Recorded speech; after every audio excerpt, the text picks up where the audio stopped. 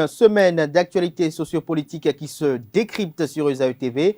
Chers amis internautes, bonjour, bienvenue sur Info Hebdo de ce samedi pour lequel j'ai convié Habib Arandessi. Il est acteur politique, militant au sein de l'opposition au régime du président Patrice Talon. Il sera face à Antoine Adoukonou qui est analyste politique. Avec eux, chers amis internautes, nous ferons le tour de l'actualité politique de cette semaine, notamment les députés du parti politique Les Démocrates. Dans un premier temps, le boycott des travaux pour la constitution des groupes parlementaires, des commissions parlementaires, j'allais dire plutôt. Nous parlons également de ces questions qu'ils ont adressées au gouvernement sur le drame de Dassazoumé. Nous parlerons de la nomination du directeur général de l'ANIP qui fait couler beaucoup d'encre et de salive depuis le Conseil des ministres du mercredi dernier. Nous parlerons également de la lettre que l'ancien président Nicéphore Dieudonné Soglo a adressée au président Thomas Bouniaï et Patrice Talon sur le cas de Sébastien Germain à Javon. Et en fin d'émission, si le temps nous le permet, nous essaierons de faire quelques commentaires sur le changement de nom des écureuils qui devient désormais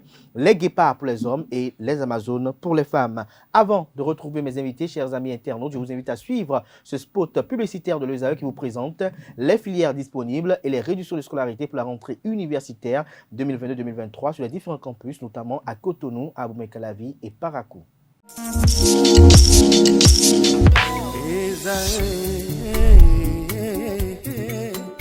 Bonne nouvelle pour la rentrée académique 2022-2023. L'École supérieure d'administration, d'économie, de journalisme et des métiers de l'audiovisuel ESAE vous ouvre les portes de ses différents sites. À Gbedjomende, à Abomey-Calavi, à Kpakpa et même à Parakou, l'université ESAE vous offre des bons d'études et des demi-bourses dans toutes ses filières en licence 1, 2 et 3. Et pour les 100 premières inscriptions en master 1 et 2, bénéficiez des demi-bourses. Nouveau bachelier, vous avez au moins la mention assez bien. Inscrivez-vous vite à ESAE et bénéficiez d'un bon de 50 000 francs CFA. Étudiants, étudiantes et nouveaux bacheliers, payez 200 000 francs CFA en sciences de gestion, sciences économiques, sciences juridiques et en administration des affaires en licence 1, 2 et 3 et 500 000 francs CFA en master 1 et 2, 250 000 francs CFA en administration générale, administration des finances, journalisme et métiers de l'audiovisuel en licence 1, 2 et 3 et 600 000 francs CFA en master 1 et 2. Alors, inscrivez-vous vite et profitez des offres exceptionnelles mais également d'un enseignement de qualité à l'université d'excellence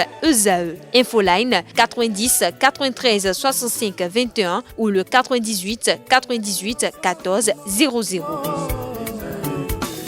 ESAE, l'excellence à un nom.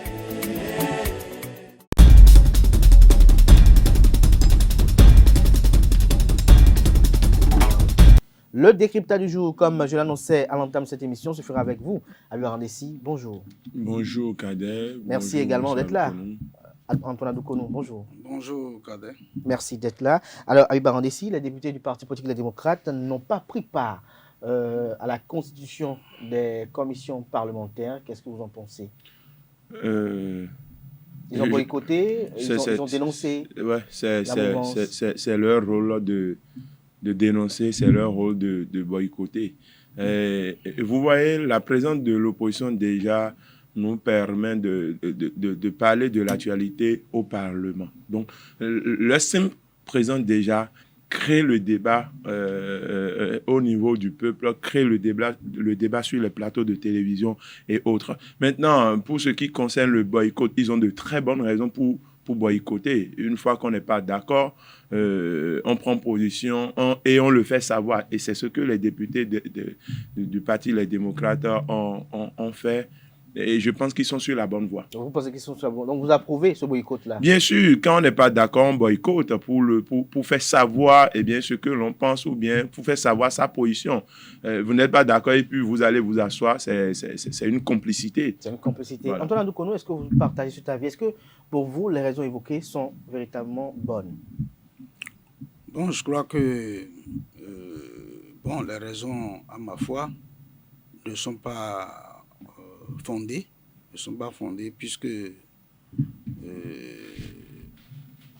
tels que les tests ont prévu la mise en place des commissions, je crois que selon le rapport qui a été lu par le secrétaire parlementaire, le professeur Maounion Kako, il semble que nos amis démocrates n'ont pas été d'accord pour les postes qui leur ont été offerts dans le bureau des commissions et ils ont préféré un tel poste au détriment d'un autre, sachant bien qu'ils sont en minorité. Donc, je crois que nous sommes en démocratie et vous savez, ce n'est pas les élections qu'on formalise les choses. Deuxième chose, la formation des commissions techniques parlementaires est une mise en œuvre du règlement intérieur de l'Assemblée nationale qui fait partie du bloc constitutionnel. Ça veut dire que s'il y avait entre-temps problème, la voie royale, c'est de saisir la Cour constitutionnelle parce que la violation du règlement intérieur de l'Assemblée nationale est une violation de la Constitution. Donc, l'instance habilitée pour faire le point et trancher, c'est pour arbitrer, c'est la Cour constitutionnelle. Donc, j'aurais préféré que les démocrates, s'ils estiment que ce qui a été fait est contre les tests, ils devaient saisir la Cour constitutionnelle. Le boycott, n'est qu'une approche politique des choses, mais l'idéal aurait été qu'au-delà du boycott, qu'ils saisissent la Cour constitutionnelle pour qu'on puisse examiner, puisque des jurisprudences en la matière existent. La décision que le président du groupe parlementaire des démocrates a citée ne dit pas exactement ce que les démocrates veulent. Ce que la décision dit, c'est qu'on ne peut pas faire les bureaux des groupes parlementaires sans tenir compte de la configuration politique de l'Assemblée nationale. Ça veut dire que même s'il y a une majorité, il ne faut pas que la majorité s'accapare tout, il faut tenir compte de la minorité. Et cette fois-ci, on a tenu compte de la minorité, seulement que la minorité n'a pas accepté ce qu'on lui a laissé. Donc c'est elle-même qui a boycotté. Qui a refusé de rester dans le bureau pour occuper les postes que les autres leur ont laissés. Ils ont préféré tel poste et ils ont dit qu'ils n'ont pas de compétences pour occuper ces postes. Malheureusement, en l'état de notre droit positif, on ne peut pas faire autrement. Peut-être qu'on peut changer les choses après. Sinon, oui. Pour le moment, je ne crois pas que les démocrates soient sûrs. Alors, Habib Arandessi, est-ce que cette posture des démocrates, selon vous, est en phase avec les réalités politiques du Parlement? Bien sûr, c'est vrai que nous sommes en minorité, parce que je me réclame de cette opposition. Nous sommes en minorité, mais nous existons.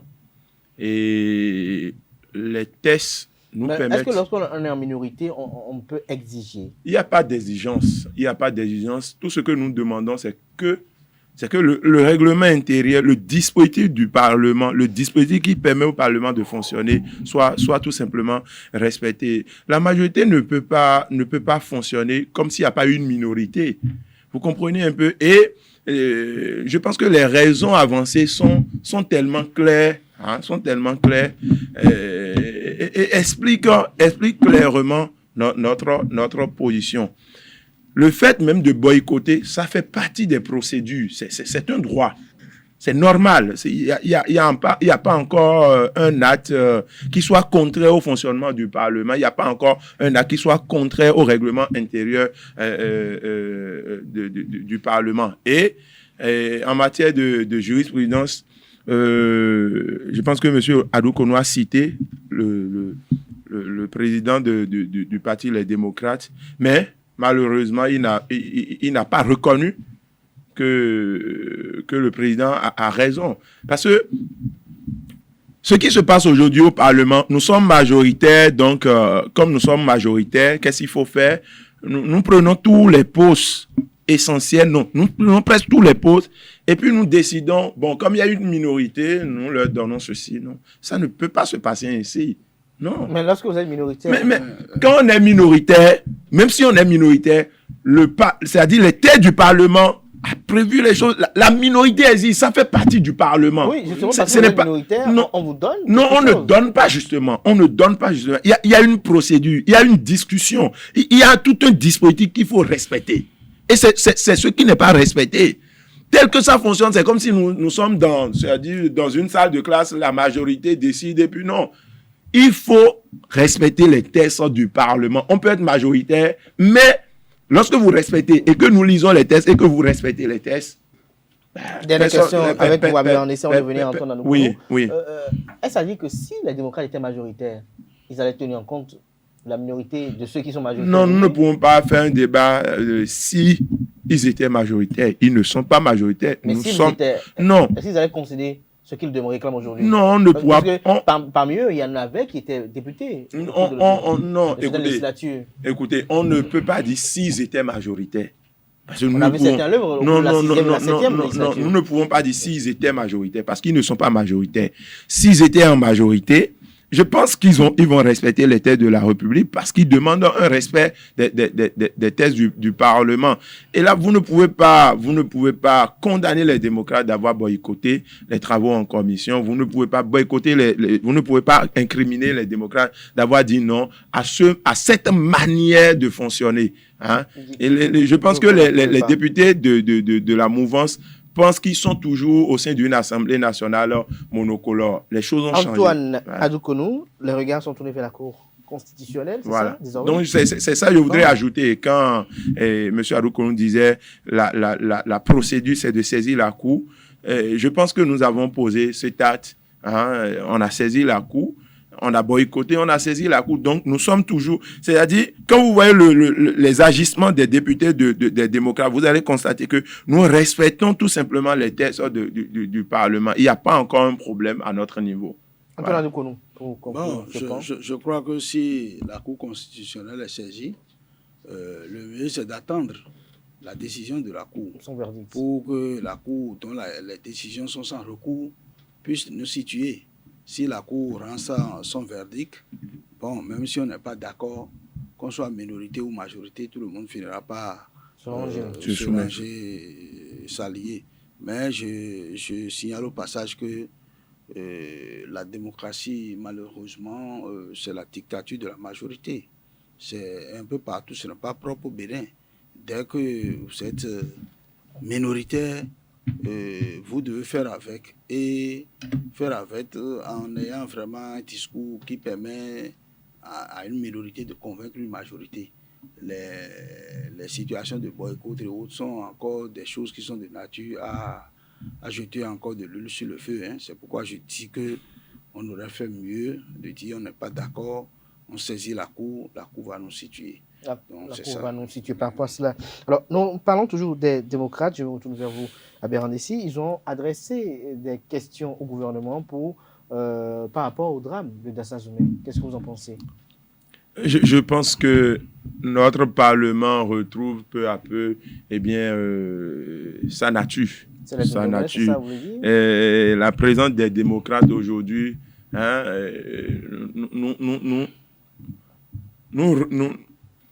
nous renvoie encore une fois au fonctionnement du Parlement. Vous voyez, il y a eu un drame. C'est le rôle des députés d'adresser des questions, de demander des comptes au régime. Si le peuple ne le fait pas, les représentants du peuple doivent le faire. Et c'est ce qu'ils ont fait. On doit comprendre ce qui s'est passé. Les responsabilités doivent être situées. Au niveau du pouvoir, ceux qui sont concernés aussi, on doit les citer. On doit dire à tel niveau il y a problème au niveau du gouvernement, à tel niveau il y a problème au niveau de la structure, c'est-à-dire de transport.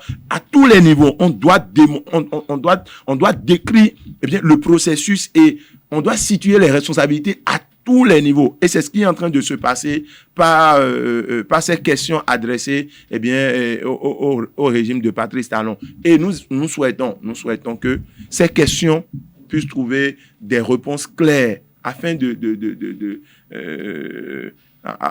mieux rassurer ce peuple béninois qui, depuis ce jour, est dans une certaine peur sur nos assos routiers. Antoine Adoukonou, sur la même question.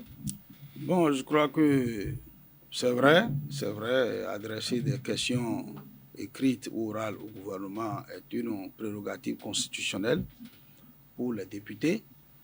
Et ce n'est pas, dans le principe, c'est une bonne chose, puisque ils représentent le peuple et quand ils estiment qu'il faut poser des questions au gouvernement pour que le gouvernement éclaire l'Assemblée nationale, dans le principe, c'est une très bonne chose.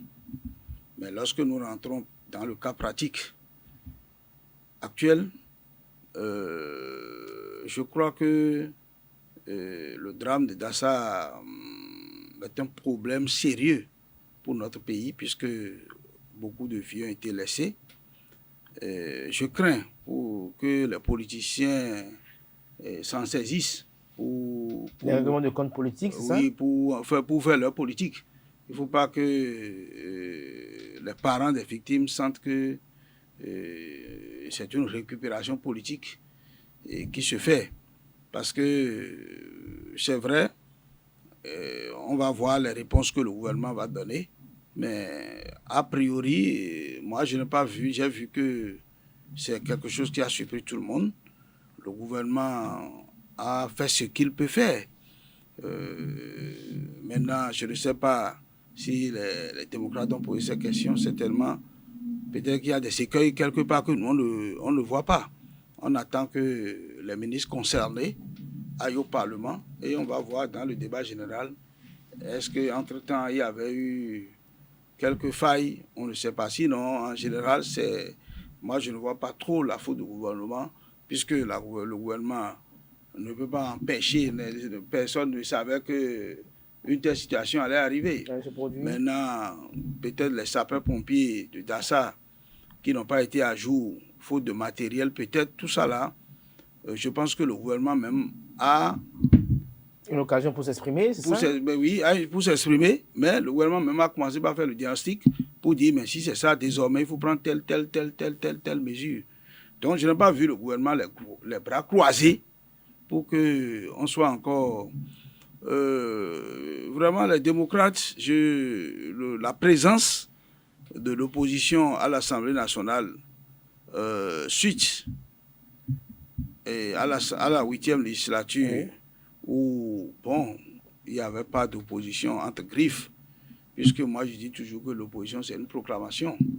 Je peux dire que je suis opposant et ne pas être opposant dans les faits.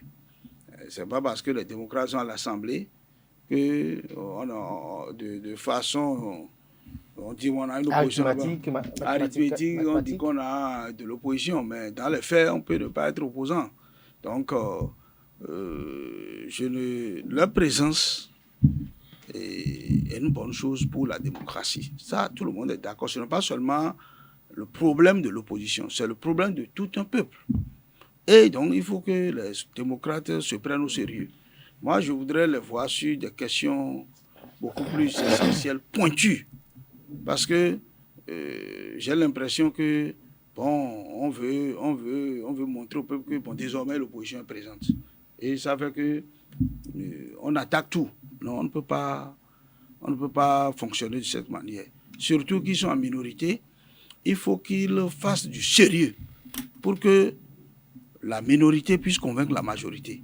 Parce que c'est dans le débat, c'est dans le contenu, dans la démarche pédagogique des faits que une minorité peut arriver à convaincre une majorité. Une minorité peut arriver à convaincre une majorité. Il ne faut pas que ça soit du jeu politique et purement du jeu politique. Alors, un autre fait cette semaine, c'est les députés du Parti politique et les démocrates qui sont allés signer une charte de fidélité. Ils sont 28 à URNDC. Est-ce que c'était nécessaire, cette signature-là?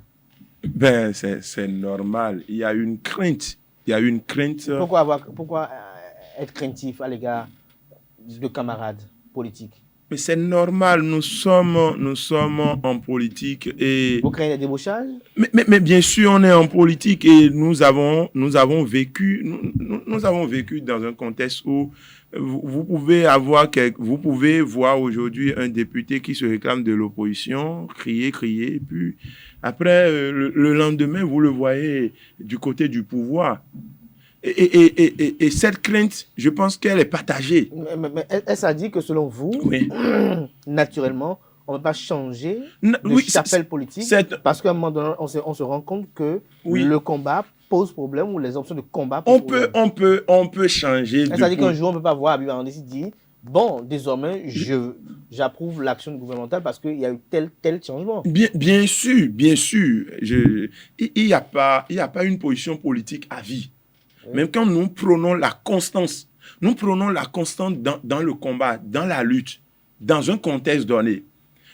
Et la crainte de la population aujourd'hui, et beaucoup en ont parlé, hein, même M. Adokonu qui est devant moi, a posé ce problème. C'est qu'aujourd'hui, on se dit, les 28 députés des démocrates qui sont allés au Parlement, bientôt, on va entendre qu'ils sont du côté du pouvoir. Et donc, pour rassurer ce peuple béninois, ces 28 députés, hein, même si à un moment donné, ils peuvent... Mais est-ce que la signature de cette charte-là les contraint autant? Non, déjà l'acte. L'acte est encouragé. C'est une manière de dire au peuple, nous restons fidèles à notre engagement de départ. Soyez rassurés, ce qui est de nous, notre devoir, nous le ferons au Parlement. Alors, ce n'est pas parce que cette charte est signée qu'un député de l'opposition ne peut pas accompagner, par exemple, un projet de loi venant peut-être de la majorité ou bien venant du pouvoir. Le député n'est pas là. Il peut accompagner également une révision constitutionnelle qu'il estime être en faveur. Bien sûr. Lorsqu'une loi est proposée, est-ce que c'est toutes les lois qui sont proposées par le pouvoir ou bien par la majorité qui sont de mauvaises lois? Non. Il y a des lois que tout le monde doit pouvoir accompagner et accepter. Mais si la volonté politique du parti est d'aller contre. Non. La volonté du parti politique ne doit pas être contraire à l'aspiration de la masse. Si le parti a comme ligne, par exemple, de rejeter tout ce que... Non. Ce n'est pas possible qu'un parti politique est comme ligne de fonctionnement, est comme ligne idéologique. Ça n'existe même pas. De rejeter systématiquement tout ce qui est proposé par le pouvoir. Non, ça ne se fait pas. Non, ça, ce n'est pas de la politique, c'est de la méchanceté. C'est de la méchanceté. Lorsqu'une loi est proposée, les députés, quelle que soit leur position, ont l'obligation et le devoir d'analyser, de faire des comparaisons, de juxtaposer des faits, d'aller même à un moment donné vers le peuple et de l'écouter. Voici la loi qui est proposée. Qu'est-ce que vous pensez de cette loi? Lorsque cette loi arrange une majorité de la masse, je ne vois pas la raison qui peut pousser un député représentant du peuple à aller contre. Maintenant, les gens vont dire politique, politicien. Moi, je ne suis pas dans une politique politicienne. C'est-à-dire, moi, mon combat, quand c'est bon, on n'a pas intérêt à saboter, à salir. C'est pourquoi vous n'allez jamais voir un député. Comment vous pouvez voir, par exemple, un député de l'opposition se lever pour dire les routes qui sont construites, on ne devait pas construire des routes, on ne devait pas construire les hôpitaux. Vous avez entendu ça une fois? On peut demander des comptes, on peut dire la route qui est construite, elle est très belle, c'est bien, mais combien on a utilisé pour construire ces voies? Donc, c'est notre rôle, ça. Notre rôle n'est pas d'aller contre ce qui est bien. Notre rôle est d'encourager ce qui est bien et de demander qu'on fasse ce qui n'est pas encore fait. Antoine Adokonu, vous avez suivi tout à l'heure l'argumentaire de votre vis-à-vis par rapport à cette signature-là. Vous, quelle est l'appréhension que vous avez de cette signature? Bon, je crois que... De cette signature-là. Je n'ai pas lu le contenu, mais a priori, j'ai l'impression que... La fidélité c'est au groupe politique. C'est pour la fidélité au parti, oui. Certainement. Je crois que... Bon, moi je vais nuancer. Je dirais que le parti politique est dans son rôle, puisqu'il sait que le Parlement, c'est un rôle lié de la politique et tout est possible. Donc, pour peut-être de mesures préventives, pour aguerrir sa troupe à suivre la politique du parti, c'est possible qu'on aille vers une charte.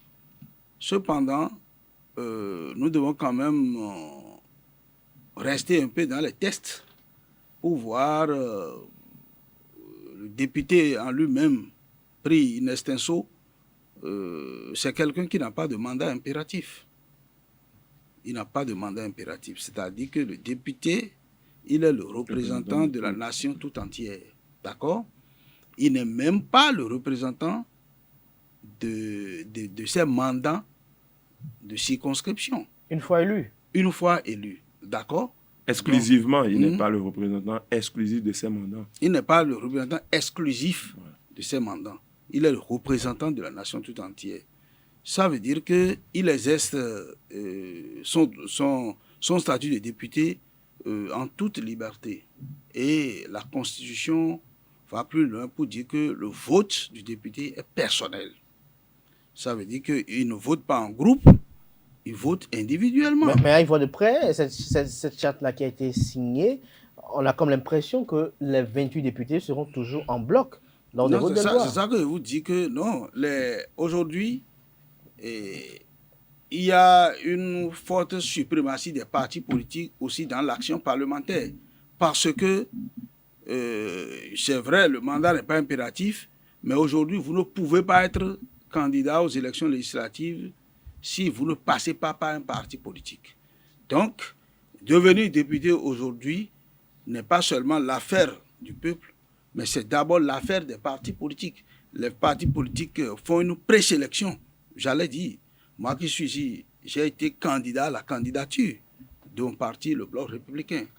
Mais comme on ne m'a pas retenu sur la liste, je ne peux pas candidater, même si le peuple était prêt à voter pour moi. Ça veut dire que je ne deviens pas député aujourd'hui sans les partis politiques. C'est ça qui fait que les partis politiques, à ma foi, sont dans une certaine jalousie de ne pas voir, une fois les gens élus députés, les laisser exercer aussi librement leur mandat. Ils sont partie intégrante de leur élection. Ils veulent que ces députés les écoutent. C'est une approche de la chose. Alors, Antoine Adoukonou, lorsque je reste avec vous, est-ce à dire que les députés de l'opposition ou l'opposition elle-même fait exactement ce qu'elle reproche à la mouvance, c'est-à-dire agir tout le temps en bloc? Bon, c'est pourquoi je vous ai dit que le Parlement, c'est aussi un haut lieu de la politique. C'est le rôle de la politique aussi par excellence. Voilà, ça veut dire que des fois, on peut émettre des votes dont on n'est pas convaincu, mais on est obligé de suivre la ligne de son parti. Parce que ce n'est pas le parti que vous êtes arrivé là. C'est pourquoi le fait de dire que le député il est libre, le vote est personnel, tout ça là, ce n'est que textuel. C'est scripturaire, c'est dans les Écritures. Mais dans la pratique politique, c'est difficile pour le député d'exercer son mandat en dehors de la ligne tracée par son parti politique. Merci à vous, Antoine Adoukonou. Merci également à Habib Arandessi. Nous avons tellement de sujets à survoler cette semaine parce qu'il y a beaucoup de sujets qui ont fait l'actualité. Nous avons également la nomination du directeur général de l'ANIP qui a défrayé la chronique cette semaine. Habib Arandessi, vous avez suivi cela à l'issue du Conseil des ministres du mercredi dernier. Un nouveau directeur général a été nommé à la tête de l'Agence nationale d'identification des personnes. Qu'est-ce que vous pensez de cette nomination-là, Habib? Vous allez m'excuser des termes que je vais utiliser. Je pense que c'est un manque de respect à l'endroit du peuple béninois. C'est un manque de respect et c'est quand même très dommage ce qui se passe. C'est dommage parce que le président de la République continue de prendre le Bénin comme un désert de compétences. Comme il a dit en France. Vous savez, l'un des facteurs du manque d'emploi, du sous-emploi, du chômage en République du Bénin, l'un des facteurs, c'est l'assassinat des génies. Comment l'assassinat des génies? Le fait que nous avons des génies au Bénin, nous avons des compétences, nous avons des militants, nous avons des gens qui sont nantis de diplômes, de compétences, de savoir. Mais on tourne dos à ces gens-là et on va chercher une compétence à l'extérieur du pays. Et quand vous voyez la compétence qu'on va chercher, lorsque vous cherchez au sein de ce peuple, vous allez trouver des gens qui ont encore plus de compétences que ce qu'on est allé chercher. Écoutez, il s'agit de l'ANIP. Il s'agit de l'état civil. Il s'agit d'une agence qui va désormais établir les listes électorales. Vous imaginez que vous retrouvez sur votre carte d'identité la signature d'un étranger. Donc, dans tout ce pays, le Bénin, il n'y a personne en réalité qui ait des compétences, qui soit suffisamment aguerri pour occuper c'est-à-dire ce poste-là au niveau de l'ANIP. Personne. Il faut aller chercher un Rwandais. Donc là-bas, c'est une forêt de compétences. Moi, je pense que c'est un mauvais jeu. Nous avons besoin des étrangers, mais je pense que nous en avons assez comme compétences au Bénin pour occuper un poste aussi sensible. Moi, je suis contre et je pense que si on était dans un pays où le peuple était un peuple militant, un peuple qui veille au grain, par exemple en France, aux États-Unis, je pense que ce monsieur n'allait pas, on ne peut pas accepter qu'il occupe un poste aussi sensible, un poste du genre. Nous avons besoin de quelqu'un à la tête de l'ANIP, parce que nous avons reproché certaines choses à l'ANIP, mais ce dont nous avons besoin existe au Bénin. On ne pourra pas nous dire qu'on n'en a pas et qu'il faut aller chercher ou au Rwanda. À force de continuer ici, nous aurons un gouvernement où seulement le président de la République sera un Béninois et tous les ressorts et tous les autres ministres seront des Rwandais ou bien des étrangers, et ce n'est pas bien. Merci Habib Arandessi. Antoine Adoukonou, quelle est votre lecture de cette nomination? Bon, je crois que c'est vrai que c'est humain, hein, c'est humain. Lorsque nous sommes des Béninois et qu'on retrouve à la tête d'une agence de cette importance un étranger, naturellement, on n'est pas d'accord. Ça, c'est humain, on n'est pas d'accord. L'autre chose aussi, comme Habib l'a dit, c'est sûr qu'il y a encore d'autres compétences dans le pays qui peuvent faire le job. Donc, quand on réunit tous ces éléments, en tant que citoyen béninois, on n'est pas d'accord, on se pose beaucoup de questions. Cependant, il faut aussi contextualiser un peu les choses. Nous avons déjà une loi sur l'utilisation du personnel extérieur lorsque on en a besoin. Ça veut dire que le gouvernement, en se faisant, ne viole pas les lois. Ce n'est que sur les sentiments que nous parlons. Le gouvernement ne viole pas les lois. On fait la loi sur les collaborateurs extérieurs. Oui, il y a une loi sur les collaborateurs extérieurs. Et dans cette loi, le collaborateur extérieur ne sera ni agent permanent de l'État, ni agent contractuel de l'État, ne peut pas faire partie de la liste de la fonction publique. Donc, c'est quelqu'un qui est venu et qui a un contrat et qui peut être aussi appelé pour exercer des missions ponctuelles. C'est un prestataire de service. C'est un prestataire de service. Mais quel service? Si vous permettez, Habib Arandessi, est-ce que les récriminations de l'opposition à l'endroit de l'ANIP lors des élections passées, est-ce que le fait que certains ont eu à reprocher au mandataire d'être d'un bord politique pourrait amener l'exécutif à aller choisir un externe pour gérer cette agence-là qui, quand même, a un rôle névralgique dans l'établissement de l'état civil au Bénin? Bon, je crois que ce raisonnement est à nuancer, puisque... Est-ce que c'est la crainte de l'appartenance à tel ou tel autre bord politique qui aurait poussé, peut-être, à aller chercher? Bon, je ne suis pas trop pour cette thèse, parce qu'on suppose toujours que si on a peur que ça soit le politique qui influe, on sait que derrière tout ça là, c'est le président de la République qui est le premier politique. Donc, s'il met quelqu'un là, rien n'empêche que, si c'était le cas, que ça soit encore le cas. C'est pourquoi je dis que cette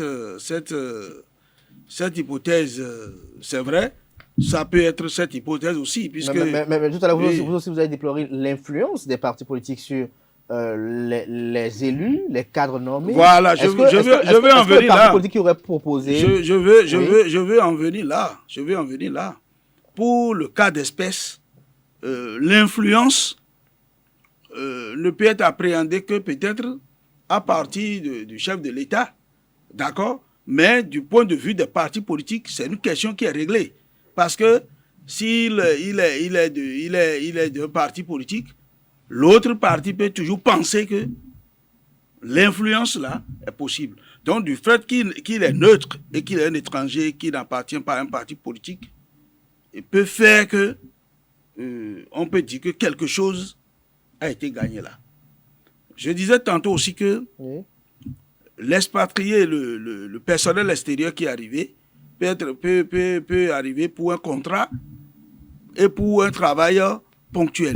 Nous n'avons pas vu le contrat de ce monsieur.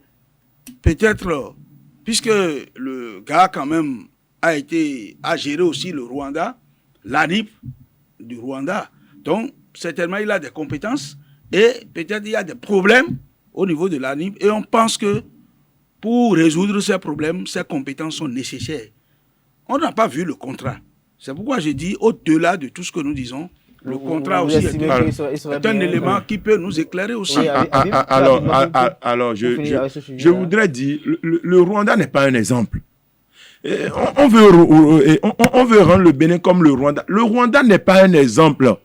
Et le Bénin n'a pas la même histoire. S'il vous plaît. Ce n'est même pas un exemple de développement. Selon vous? Oui, selon moi. Le Rwanda n'est pas un exemple. Et on ne peut pas transformer le Bénin en Rwanda. Ce n'est pas possible. Nous n'avons pas la même histoire. Nous n'avons pas traversé les mêmes problèmes. Le Rwanda, c'est le Rwanda. Le Bénin, c'est le Bénin. Qu'on amène un Rwandais, parce que l'argument que vous avancez ne tient pas. Le fait non, je vous ai posé une question. Que vous avancez, s'il vous plaît, l'argument que vous avancez ne tient pas en ce sens que ça tient en partie.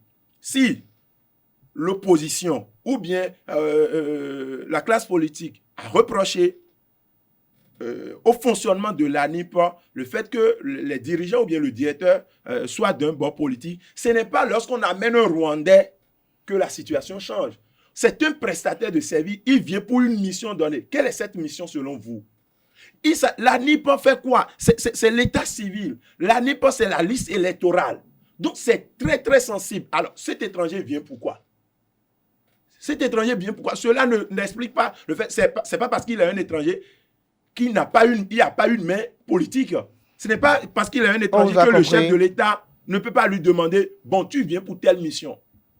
Et là, c'est nous notre inquiétude. Ce n'est pas possible. Nous avons des compétences au Bénin. Nous avons des gens nantis de savoir, nantis de compétences au Bénin, des gens qui peuvent mieux jouer ce rôle que d'amener un Rwandais. Même s'il a joué, même s'il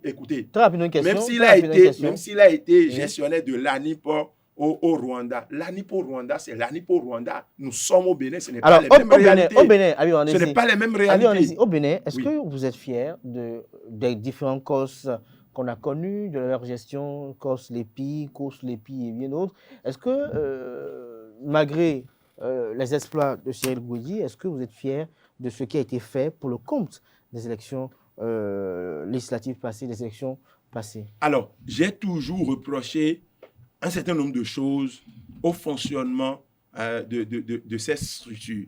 Et moi, ma manière de voir les choses, ce n'est pas parce que M. Adou Konou n'a pas été peut-être à la hauteur de la tâche qu'on lui a confiée que M. Cadet ne sera pas à la hauteur. Ce n'est pas parce que nous laissons M. Adou Konou qui n'était pas à la hauteur, nous avons choisi Cadet qui n'était pas à la hauteur, qu'un troisième ne sera pas à la hauteur. Oui, c'est de ça qu'il s'agit. On ne peut pas dire qu'un Béninois à la tête, vraiment, il y a eu des problèmes, donc il faut amener un étranger. On a amené des étrangers à la tête des secteurs vitaux du pays. Quel est le résultat? Qu'est-ce que nous ressentons aujourd'hui? Le résultat est là. On ne peut pas continuer à nous traiter de cimetière de compétences. Nous avons des compétences au Bénin et nous ne voulons. C'est-à-dire, nous sommes contre le fait qu'on projette des gens pour jouer une mission bien pointue. Il est fâché là, Antoine Adoukono. Non. Moi, ça fait mal. Ça fait mal de se comporter comme ça. Ça fait mal de se. Non, c'est au-delà de lui-même. Même dans les partis politiques, ça se fait. Vous voyez des gens qui se battent au quotidien, qui sont bons. Et puis, Au moment où il faut leur donner, il faut leur permettre de faire quelque chose. Non, on amène quelqu'un qui n'a aucune compétence, on amène quelqu'un qu'on ne connaît ni d'Adam ni d'Ève, et c'est lui qui occupe le poste. Vous êtes découragés. Vous êtes découragés. Des gens militent au quotidien dans les partis politiques, mais au final, qui sont ceux-là qui sont positionnés. C'est la même chose. Ici, c'est encore plus dangereux. C'est-à-dire, on laisse même ceux du pays qui ont étudié, qui sont bons, et même si on voulait des compétences extérieures. Et écoutez, il y a des Béninois. On a des Béninois aussi.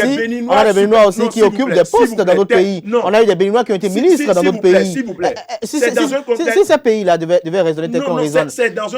On a des Béninois qui ont été ministres ailleurs. On a des présidents de la sous-région que les gens ont soupçonné être Béninois. On a des présidents de la sous-région que les gens ont soupçonné être Béninois. La différence, c'est que nous, on va chercher. C'est-à-dire, nous, on estime qu'on n'a rien ici et qu'on va chercher. Par contre, de l'autre côté, c'est-à-dire dans l'autre contexte, c'est que nous, on tourne dos à nos compétences c'est-à-dire qu'ils vont s'imposer à l'extérieur. Ce n'est pas la même chose. Hein. Merci, ici, le Bénin tourne dos à ses compétences. Il y a des gens qui ont étudié à l'extérieur, qui ont des compétences. Antoine, mais on les laisse, on va chercher un étranger nous avons encore deux ou trois sujets à aborder très rapidement de façon sommaire et expéditive. Antoine Adoukonou, sur le même sujet, la nomination du directeur général de l'ANIP, elle fait, pour les beaucoup dans son livre, elle fait polémique, mais tout compte fait, vous avez dit tout à l'heure, tout est question de cahier de charge. Voilà, tout est question de cahier de charge. On ne sait pas s'il est venu pour faire 6 mois. On ne sait pas s'il est venu pour faire 1 an, pour régler un problème ponctuel. C'est un problème. Non. Si nous ne savons pas pourquoi il est là, c'est également un problème. Antoine, vous avez écouté. C'est également un problème. On va écouter Antoine rapidement. Peut-être on ne sait pas au niveau du public, il doit avoir un contrat avec le gouvernement ou dans le contrat, ces cahiers de charges seront transcrits du moins. Donc, je dis, est-ce qu'il est venu pour faire un travail ponctuel? On ne sait pas. Donc, attendons de voir. Attendons de voir. Alors, Antoine Adoukonou, je reste avec vous. Une autre actualité cette semaine également qui a fait couler beaucoup de salive. Il y a eu des réactions de part et d'autre. Ce sont les propos du président Patrice Talon lors de l'installation de cette commission-là qui va contrôler un peu et régenter un peu l'éthique dans le secteur de l'enseignement supérieur, où le chef de l'État faisait savoir que désormais il y aura une qualification désormais pour l'enseignement supérieur avant qu'il puisse enseigner et que désormais les relations entre enseignants et étudiants sont proscrites. Pour ne que résumer de façon sommaire ainsi expéditive ainsi les propos du chef de l'État, vous avez suivi cette installation-là, Antoine Adoukonou. Est-ce que pour vous, les propos du chef de l'État sont en phase avec les réalités du milieu? Bon, je crois que le monde universitaire, à l'épreuve du temps, a connu ses problèmes. Et aujourd'hui, je peux dire, je ne sais pas, avec la doctorisation de l'université, tout le monde est docteur. Et dans la pratique, il n'est pas aisé de voir des fois des docteurs qui ne sont pas à la hauteur de leurs tâches. Et je crois que si on en est arrivé là, puisque ceux qui ont été nommés, ce sont de grands professeurs d'université, donc ça veut dire que quelque part la communauté universitaire aussi a accompagné la chose au regard d'un certain nombre de remarques dans la vie universitaire. Parce que le chef de l'État ne peut pas se lever du jour au lendemain pour dire, bon, voilà, je veux mettre une délégation de contrôle de l'enseignement supérieur. C'est sûr qu'il y a eu un diagnostic, il y a eu des ateliers, il y a eu des cas pratiques où finalement on a compris que, bon, pour en venir à bout de la solution, voilà le comportement à adopter. Sinon qu'en réalité, quelqu'un qui est déjà admis au grade de CAMES est en train de subir en quelque sorte une évaluation à l'international. Donc un professeur titulaire du CAMES, un maître de conférence du CAMES, en réalité doit être celui-là qui mérite vraiment d'être là. Mais si malheureusement les universitaires même estiment qu'au niveau du CAMES, qu'il aurait des facilités à accéder à ce grade-là pour les uns et les autres, pour que notre enseignement supérieur survive, le gouvernement peut y remédier en passant par ce chemin-là. Ça veut dire que ce que nous devons conseiller, c'est que tout ce que nous faisons, il faut qu'on le fasse bien. Pour qu'à l'avenir, des remarques ne poussent pas les autorités à prendre des décisions. Parce que contrôler un professeur d'université, un maître de conférence, un professeur titulaire dans l'exécution de ta tâche, moi, ça me pose un problème. Mais si les universités même, à des moments donnés, disent qu'on peut accéder à ces grades, peut-être par copinage ou bien par ceci au niveau du CABES, l'autorité ne peut pas croiser les bras. Tout à fait. Merci à vous.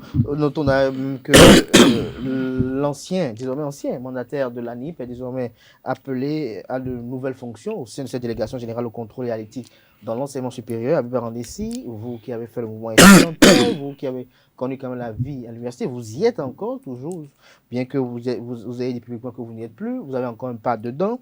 Alors, est-ce que les propos du chef de l'État sont en phase avec la réalité? Alors, le chef de l'État, très souvent, pose de vrais diagnostics. J'ai toujours été en phase avec le pouvoir, surtout avec le chef de l'État, en matière de diagnostic. C'est-à-dire, il pose des problèmes justes, des problèmes sérieux, des problèmes que nous partageons tous. Mais tout ce qui pose problème, c'est l'approche, c'est la thérapie contrôle, c'est la réponse à ce diagnostic qui pose souvent un problème. On pose le diagnostic et vous voyez c'est-à-dire la thérapie trouvée, c'est l'embrigadement de tout, c'est la confiscation de tout. Nous avons vu l'aspirana. Oui. Nous avons déjà vécu. Ce qui va se passer là, nous savons déjà. Parce que nous avons déjà vu l'aspirana. Et c'est exactement l'aspirana qu'on ramène au niveau universitaire. Et quand mon cher Adoukoun disait tout à l'heure, si les universitaires aussi reconnaissent qu'il y a certaines facilités pour accéder à certains grades, je dis, est-ce que les universitaires sont d'accord? La nomination du recteur, par exemple. Quand vous allez dans le monde des enseignants, ils vont vous dire non, nous ne sommes pas d'accord. Mais comme d'habitude, le gouvernement casse les barrières et avance sans tenir compte de l'avis des gens. C'est le contraire que le professeur d'université m'a dit. Non, s'il vous plaît. Lorsque vous rentrez dans le monde des enseignants, ils vont vous dire non, nous ne sommes pas d'accord. Mais comme d'habitude, le régime de Patrice Talon n'écoute pas très souvent les gens. Et une fois que eux autres, ils ont pensé à telle chose, ils doivent avancer dans ce sens. Et malheureusement, on sait là où on atterrit. Pour dire quoi? Oui. Parce qu'il y a vous avez abordé deux sujets. Moi, j'estime que on n'a pas besoin d'évaluer les enseignants d'université. Ça va poser un problème. Qui sont ceux-là qui veulent évaluer? Sur quels critères on veut évaluer? On va se mettre à humilier les professeurs d'université. Le réel problème est au niveau du fonctionnement de l'université, mais le fonctionnement c'est-à-dire du corps enseignant. Le problème n'est pas au niveau de leur contenu. En matière de contenu, nos enseignants sont bons. Ils sont très bons. Le problème est au niveau du sérieux c'est-à-dire dans les cours qu'on donne. C'est-à-dire avec les filles. Non, j'en viendrai. Ça, c'est mon domaine. Vous savez que c'est mon combat. Le harcèlement en milieu universitaire. Je ne vois pas quelqu'un responsable étudiant qui a fait ce combat plus que moi à l'université. Et au moment où on était traqués. Je suis heureux aujourd'hui que le président de la République dise pas de relation entre enseignants. Parce qu'au moment où on a reçu convocation à cause de ça dans ce pays. Personne ne nous a défendus. Désormais, il y a une délégation. Oui, je vais en venir. Oui, allez-y, il faut qu'on cherche une autre méthode. Oui. L'assiduité des enseignants au cours, ça pose problème. C'est des points qu'il faut toucher. Le fait que l'enseignant lui-même il ne vient pas au cours et que c'est l'assistant qui ne maîtrise pas grande chose, qui vient au cours pour faire dicter le cours, ou bien pour dicter le cours aux étudiants, ça pose problème. Donc, la disponibilité des enseignants, je pense que c'est le réel problème. Les enseignants ne sont pas disponibles pour donner le savoir. Ils sont dans plusieurs universités à la fois et donc ça pose problème. Mais les évaluer, montrer s'ils sont à la hauteur de la tâche, moi je pense que c'est un faux problème. Le second pan, le jour que l'enseignant commence par avoir un lien intime une relation avec une étudiante, c'est-à-dire, ça casse c'est-à-dire, ça pose un problème en même temps. L'enseignant doit connaître sa place. L'étudiante également doit connaître sa place. Il n'y a pas une relation, même si vous êtes en contact au quotidien, il n'y a pas une relation entre enseignant et étudiante. C'est-à-dire, l'enseignant qu'on soupçonne être en lien intime avec une étudiante, cet enseignant mérite la prison. Mais, il faut aussi porter des gants. Nous avons vu à l'université, à l'approche de la nomination des nominations des doyens et autres, des gens qu'on a traduits devant des juridictions. Et quand vous voyez dans l'affaire était vide. Ça veut dire quoi? On doit porter des gants pour que les gens ne passent pas par cette rigueur, cette interdiction pour régler des comptes à leurs collègues enseignants. Ou bien qu'un étudiant se lève pour dire « j'ai été violé ». J'ai été violé, et puis ça suffit pour traduire cet enseignant devant les tribunaux ou bien devant les juridictions. Donc, je suis contre le harcèlement en milieu universitaire. Je suis contre les relations entre enseignants et étudiantes. Mais il faut qu'on fasse beaucoup attention pour ne pas rentrer dans un jeu de règlement de compte où l'enseignant n'a peut-être rien fait. Et pour des raisons politiques, on commence par lui créer des problèmes. Un mot rapidement pour conclure ce sujet-là. Je note que dans le développement de Habib, il reconnaît par endroit qu'il y a quelques écueils. Oui, je suis d'accord. C'est pourquoi je dis que le gouvernement ne va se lever du jour au lendemain pour en venir à cette conclusion. Moi-même, je vous ai dit que évaluer un professeur titulaire du CABES, que ça pose un problème chez moi. Mais à ce que j'ai entendu, c'est que eux-mêmes, il y a des enseignants parmi eux qui disent qu'aujourd'hui... Il y a des choses qui se sursurent. Oui, qui se sursurent. On peut t'écrire ta thèse et tu viens soutenir. Non, mais je pense que c'est des arguments pour justifier, l'embrigadement, encore une fois.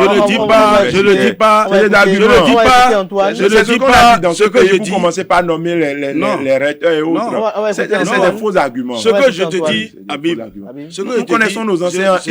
Nos enseignants sont super bons. Le réel problème, c'est la disponibilité à donner les cours. Ce que je dis, non, on ne peut pas dire que des gens passent par des couloirs ou bien copient. Est-ce qu'il n'y a pas des gens à qui ont rédigé des thèses? Non, moi je ne. Durant que je dis, vous savez, moi je n'ai pas connaissance. Tous ceux-là qui ont le doctorat, moi je vois des gens qui se battent au quotidien et qui, nos enseignants, on ne peut pas dire que nos enseignants, on leur a rédigé des thèses. Non, c'est des faux arguments. Il faut m'écouter. Parce que nous tous, on est passés par cette université. Et les compétences de nos professeurs ne sont pas démontrées. Voilà. Nous avons de très bons professeurs. Ça, c'est évident.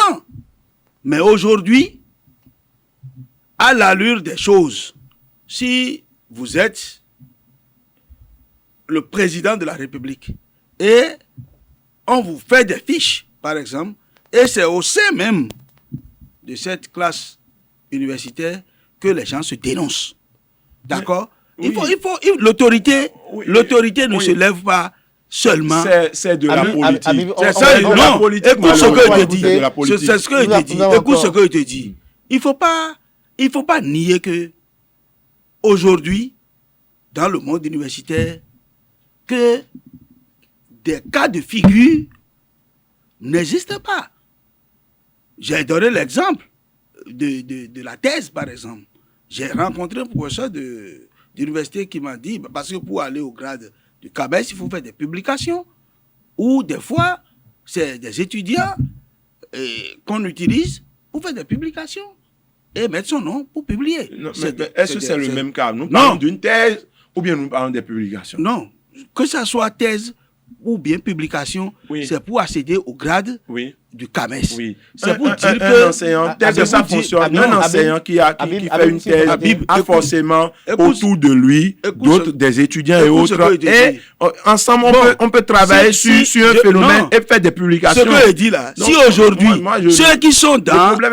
Non, ceux qui sont dans ce comité-là, tu as suivi les professeurs qu'on a cités, les professeurs de haut niveau. Oui. mais qui ont accepté Oui. de rester dans ce Ils ont comité. accepté à quel prix?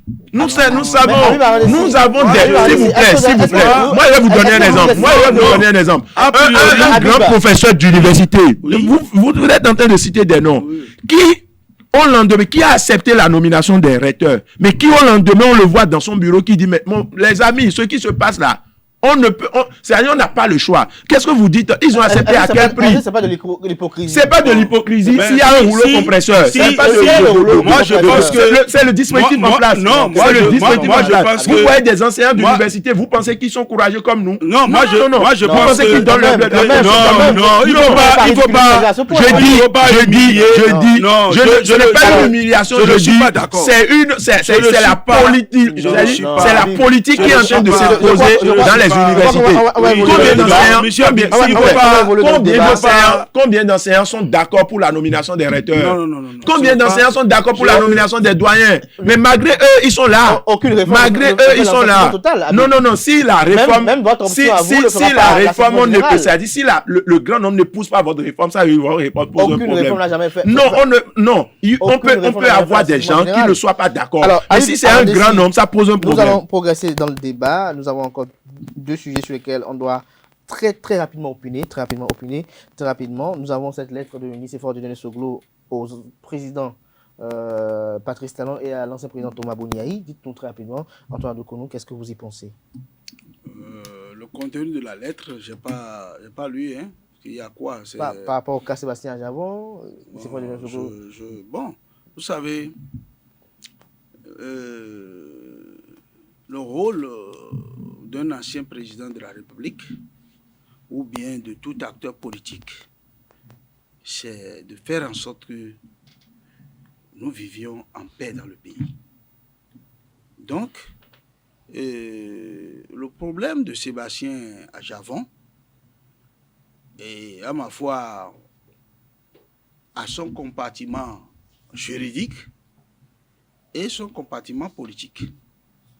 Le compartiment juridique, c'est qu'avant le gouvernement en place, sous le régime de Boniaï, il lui a été reproché des cas de fraude fiscale où il y a eu des redressements fiscaux qui ont été faits à hauteur de plusieurs milliards, 160 milliards environ, avec ce que je lis dans la presse.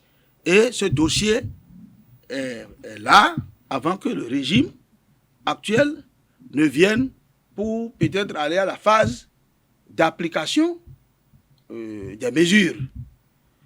C'est pourquoi je dis, au plan juridique, on n'a pas grand-chose à reprocher au gouvernement parce que ce qui est valable pour M. Arandessi, en tant que citoyen béninois, est valable pour moi, Adoukonou Antoine, valable pour Cadet, valable pour tout le monde. Si M. Arandessi a des problèmes fiscaux et qu'à l'arrivée, les tests disent qu'il faut procéder à la saisine de ces biens et les vendre aux enchères, ça sera appliqué à tout Béninois. C'est pourquoi que sur le plan juridique, voilà le dossier. Maintenant, au plan politique, Sébastien Ajavon est une grande personnalité du pays. Il a été candidat aux élections présidentielles passées, de 2016. Après, on sait qu'il y a eu des problèmes, des guéguerres entre lui et le pouvoir, tout ça là. Et, compte tenu peut-être de sa personnalité, le président Soglo a estimé que le président de la République, qui dispose de plusieurs pouvoirs, peut, entre autres, voir le dossier, faire en sorte que le président Javon quand même s'en sorte autant que mieux de ses affaires. C'est ce que je pense. Habib Arandessi. Je pense que c'est le président Nicéphore Dieudonné-Soglo est dans son rôle et il a bien fait d'ailleurs de demander qu'il y ait une certaine discussion entre les anciens présidents et le président Patrice Talon. Alors, Sébastien Ajavon ne mérite pas ce sort. Il faut qu'on se dise la vérité. Si on doit parler d'antécédents, je pense que beaucoup sont au pouvoir aujourd'hui et doivent se retrouver peut-être derrière les barreaux. Et quand nous parlons de redressement, d'un redressement fiscal, aujourd'hui, c'est perçu comme un outil de répression. Et sous Yahi, vous dites que non, qu'il y avait cette histoire. Nous savons comment ça s'est passé sous Yahi. Parce que c'est la politique qui prédomine malheureusement. C'est la politique qui prédomine. Sous Yahi, c'était la politique. Et sous Talon, aujourd'hui, je dis, c'est encore la politique. Mais pourquoi tant de politique contre non, justement, l'outil... Je crois que, s'il vous plaît. M. Cadet, non, une virgule d'abord. Oui. C'est un raisonnement que vous menez. Puisque moi, je vous ai présenté le dossier dans son aspect juridique avant de parler du pan politique. Je ne veux pas mélanger les deux. Sinon, si nous voulons, parce que le raisonnement que les Béninois mènent là, ou bien on écrit dans la Constitution que quand vous êtes un homme politique là, vous ne devez pas avoir de problème. Non, vous ne pouvez pas nier la réalité. Non, je vous ne pouvez pas nier la triste réalité. Non, on n'a jamais dit. Si nous voulons, le raisonnement n'est pas. Non, on n'a jamais dit ça. J'ai l'impression que d'autres personnes auraient eu. C'est comme les condamnations à la criette. Oui. On condamne des gens à 20 ans de prison pour drogue. Tout à fait. Et personne n'en parle. Cybercriminalité également. Pour cybercriminalité, on condamne des gens. Même des policiers sont condamnés à 10 ans, 5 ans de prison, tout ça là. Personne n'en parle. Mais il suffit que ça touche un homme politique. Thomas Gbeva est mort en prison. En prison, et il est même un homme du pouvoir, d'accord? Et il est mort en prison, d'accord? Personne n'en parle. Mais quand vous êtes un homme politique de l'opposition, immédiatement, on dit que c'est la politique qui est passée par là. Okay. C'est pourquoi je dis que même si nous avons des sentiments politiques à appréhender dans les dossiers, montrons d'abord les aspects juridiques pour que le principe d'égalité des citoyens devant la loi soit quand même de mise. Il ne faut pas seulement attaquer seulement le plan politique pour dire c'est la politique. Et ce qui est juridique là, qu'est-ce qu'on en fait? Adokounou, merci. Écoutez, non, oui. je n'ai pas fini mon raisonnement. Oui. Monsieur Adokounou, nous sommes pris par le temps. Ce qui se passe, si nous ne combattons pas ce qui se passe, vous serez victime un jour. Je sais. S'il vous plaît, laissez-moi aller au bout de mes idées. Vous serez victime un jour. C'est pourquoi moi je dis toujours, ce qui arrive à Sébastien Adjamon, ça peut arriver à tout homme politique. Et si on doit suivre le raisonnement, c'est-à-dire si on fait semblant de raisonner normalement, on tombe dans un piège. Parce qu'il n'y a pas de normalement ici. Ah, donc il faut il n'y a pas de normalement ici. C'est-à-dire, il n'y a pas de non, Sébastien Adjamon, juridiquement, a tel problème, a tel problème. C'est une manière, s'il vous plaît. S'il vous plaît. La question qui soulève quelqu'un. Est-ce que parce que vous, Albert Andessi, vous avez été en prison sous ce régime. Alors, est-ce que parce que quelqu'un est politique, que dès qu'il commet une infraction, tout de suite on est. Je n'ai commis aucune infraction pour être en prison. Aucune infraction. Votre avis. Non, justement, vous ne pouvez pas dire, s'il vous plaît. Est-ce à dire que vous reniez votre propre justice que vous avez mis en place? S'il vous plaît, nous avons une justice malheureusement qui est utilisée, s'il vous plaît. Mais c'est devant la même justice, après vous allez convoquer d'autres. C'est devant la même justice que vous appelez. S'il vous plaît, lorsque la justice est utilisée comme un outil de répression, ça ne veut, non, s'il vous plaît, ça ne veut pas dire que dans l'ensemble, c'est comme ça. Lorsque vous voyez la criette, vous savez dans quel contexte la criette a été créée. Mais c'est pas parce que la criette condamne un simple citoyen que nous allons nous mettre dans une position aujourd'hui pour dire la criette est une cour indépendante, juste et autre. Non. C'est pas le fait de condamner un simple citoyen qui va nous faire oublier ce pourquoi cette criette a été créée et quel rôle elle a joué dans le temps. Merci. Pour vous dire quoi, je suis en train de finir. Pour dire, si nous ne nous mettons pas, c'est-à-dire si nous ne défendons pas aujourd'hui le cas de Sébastien Adjamon, qui voit, c'est-à-dire ce qu'il a construit, on vend aux enchères, ça peut arriver à tout le monde, ça peut arriver à tout homme politique. C'est dommage. Et Amazon. Un commentaire très rapidement pour finir. Déjà, la régie me fait du signe. Non. Pris assez de temps, il y avait trop de sujets à débattre. Le temps nous a surpris. Oui.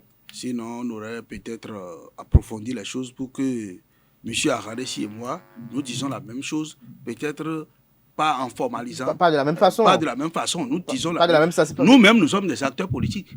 Et nous sommes des victimes potentielles de ces cas de figure. Mais ce n'est pas pour une raison que, en tant qu'homme politique, nous allons montrer à l'opinion publique que, comme nous sommes des politiques, ce qu'on peut faire avec vous, là, on ne peut pas faire ça avec nous. Je ne veux pas que nous donnons cette... Non, c'est pas le même schéma. Moi, je crois que, changer de nom aux écureuils, c'est... Bon, j'ai mon avis personnel. Non, puisque ceux qui l'ont fait doivent avoir des raisons. Mais, s'il a raison, c'est qu'en changeant le nom, là, c'est ça qui va faire évoluer le football béninois. Non, je pense que... Les équipes diverses. Non, ça c'est... Peut-être que c'est... Non, la France, c'est les coqs. Est-ce que c'est parce que ça s'appelle coq que ça l'a empêché d'avoir plusieurs Coupes du Monde, de rayonner au plan mondial? Non, je crois qu'il faut qu'on change de paradigme. Le problème du football béninois, c'est un problème général. La guépard du Bénin, tout ça là. Il faut qu'on change de paradigme. Qu'on revoie la politique du sport au Bénin, au lieu de changer les noms, Guépard, tout ça là. Bon, donc nous allons prendre la Coupe d'Afrique qui vient, parce qu'on s'appelle Guépard. Non, je crois qu'il faut qu'on aille à l'essentiel. Ça, c'est... Très rapidement. J'ai dans le même sens, sauf que les Amazones, au moins, ça touche notre histoire. Appeler les femmes Amazones, c'est une manière de nous renouer, c'est-à-dire de nous mettre encore une fois en lien avec notre histoire. Parce que les Amazones... On doit dire le vaudou du Bénin aussi. Oui, voilà, l'histoire du Bénin tourne autour aussi des Amazones. Donc, je pense que le nom Amazone, c'est très bien. C'est Guépard, là, moi, je n'ai pas compris parce que comme M. Adoukonou le disait tout à l'heure. Le ratel. Non. Comme M. Adoukonou le disait tout à l'heure, ce n'est pas quand on chante écureuil en Guépard que déjà notre équipe est au point. La France, c'est les coqs. Ouais, et le coq a toujours brillé lors des compétitions footballistiques. Pour dire quoi? Mais nous sommes au Bénin également. Le coq sportif. Oui, mais nous sommes au Bénin, même si le coq est n'importe comment sportif, on peut le prendre et l'égorger et faire une sauce avec. Mais nous sommes au Bénin et je pense que les noms aussi ont eu une influence sur l'acte ou bien le comportement d'un individu ou bien d'un groupe d'individus. C'est sûrement à cause de ça, parce que nous avons constaté que les écureuils du Bénin fonctionnent comme les écureuils. C'est-à-dire, au début, c'est trop bon, on est meilleur, mais à un âge donné, on ne fout plus rien. Comme les écureuils, voilà, comme les écureuils. Du coup, on a Guépard. Oui, voilà, Guépard. Bon, espérons que Guépard puisse agir positivement sur nous. Merci, Habib Arandessi. Je rappelle que vous êtes acteur politique militant au sein de l'opposition politique au régime du président Patrice Talon. Vous étiez face à Antoine Adoukonou, analyste politique. Merci à vous, chers amis internautes. À la réalisation, Ruth Sodedi, assistée de Espero Noukomé. Au plateau, nous avons Samson Thiomo qui était également là, assisté de Charbel. Merci, c'était à l'instant Info Hebdo de ce samedi. Vous comprenez bel et bien l'émotion dans laquelle je vais me retrouver juste après ce plateau. Chers amis internautes, on se retrouve demain dimanche pour l'inviter jusque-là. Bonne suite de programme sur ESAE TV.